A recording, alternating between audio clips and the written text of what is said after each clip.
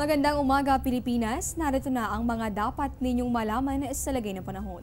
Nasa loob pa rin ng Philippine Area of Responsibility ang bagyong Henera. Alas 7 kaninang umaga, ito po ay namataan sa layong 770 kilometers silangan ng Kasiguran, Aurora. Taglay nito ang hanging umaabot sa 130 kilometers per hour at bugsong papalo sa 160 kilometers per hour.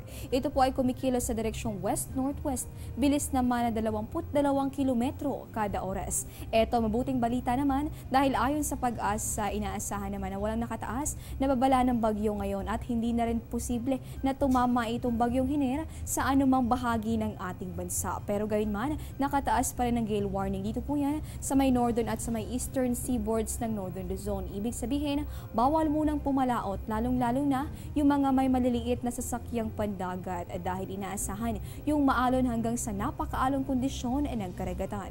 Hindi nga tatama sa kalupaan itong bagyong si Henera pero pinalakas nito yung habagat, kaya naman sa mga susunod na oras, asahan ang mahina hanggang sa katamtamang pag-ulan sa may Ilocos Region, Zambales, Bataan, Metro Manila, Cavite, Batangas, gayon din sa probinsya nitong Mindoro, pababa sa may Palawan at sa may Western Visayas.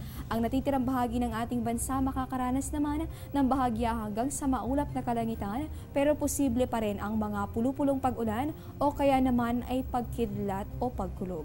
Magbabalik pa ang Panahon TV matapos sa isang paalala.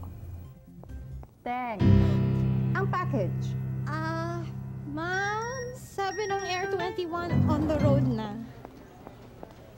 Ano, Teng? Ang package. Ma'am, sabi ng Air 21 na receive na. Okay, very good.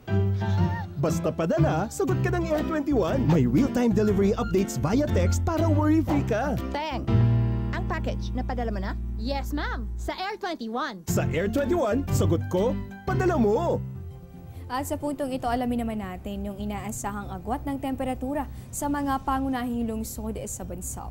Dito sa atin sa Kamaynilaan, inaasahan namang mababa yan pagitan ng 26 hanggang 31 degrees Celsius. Sa bahagi naman ng Metro Cebu at Metro Davao, bahagyang mataas yan pagitan ng 25 hanggang sa 32 degrees Celsius. Posible pang umabot yan sa 33 degrees Celsius. Kaya naman sa ating mga kababayan, stay hydrated at uminom ng sapat na dami ng tubig. At yan po muna ang latest mula rito sa Pag-asa. Para sa Panahon TV, ako po si Desiree Jonio. Magandang umaga po sa inyong lahat.